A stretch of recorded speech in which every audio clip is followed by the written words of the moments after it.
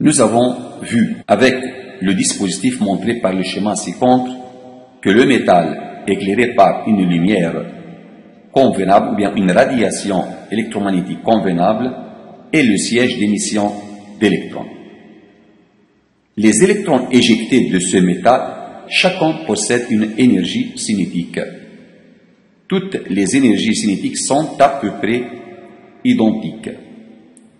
Maintenant, ce vidéo va nous donner une idée autour de la relation entre l'énergie cinétique de l'électron éjecté du métal et la puissance du rayonnement.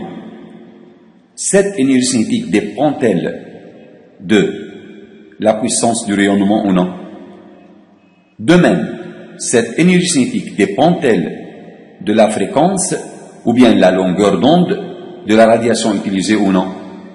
Donc, nous sommes devant deux questions. Ce dispositif nous aide à répondre à ces questions, à ces deux questions. Voici, c'est un curseur d'intensité, c'est-à-dire curseur qui permet de modifier la puissance du rayonnement, puissance de la source, c'est-à-dire en déplaçant le curseur à droite, c'est la puissance du rayonnement fait s'accroître à cause de ce déplacement. On peut illustrer l'idée avec une observation des photons. Voilà comment, en déplaçant les curseurs à droite, voici comment le nombre de photons émis par la source se trouve de plus en plus élevé. Voilà. N'est-ce pas?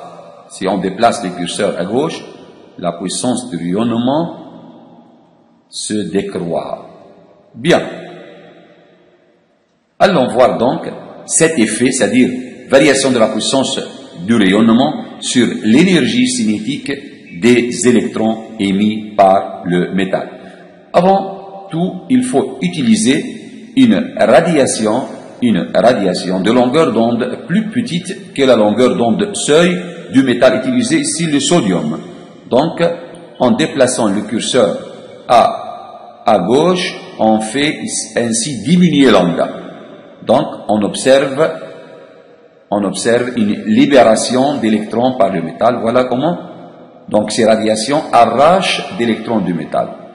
Les électrons éjectés du métal, chacun possède une énergie cinétique. Cette énergie cinétique dépend-elle de la puissance du rayonnement? Observez, en déplaçant le curseur ici, que se passe-t-il pour la vitesse de chaque électron? Essayez d'estimer ça ou bien essayez d'évaluer de la meilleure façon possible la valeur d'énergie cinétique devant vous. Voilà, on augmente la puissance. Observez ce qui se passe à la vitesse. Il me paraît que la vitesse de chaque électron reste à peu près la même, mais c'est le nombre des électrons éjectés ou bien émis ou bien libérés par le métal, c'est le nombre des électrons qui s'est augmenté, n'est-ce pas? Donc, ce qui éprouve que l'énergie cinétique de l'électron émis par le métal ne dépend pas de la puissance du rayonnement utilisé. Pour répondre à la deuxième question,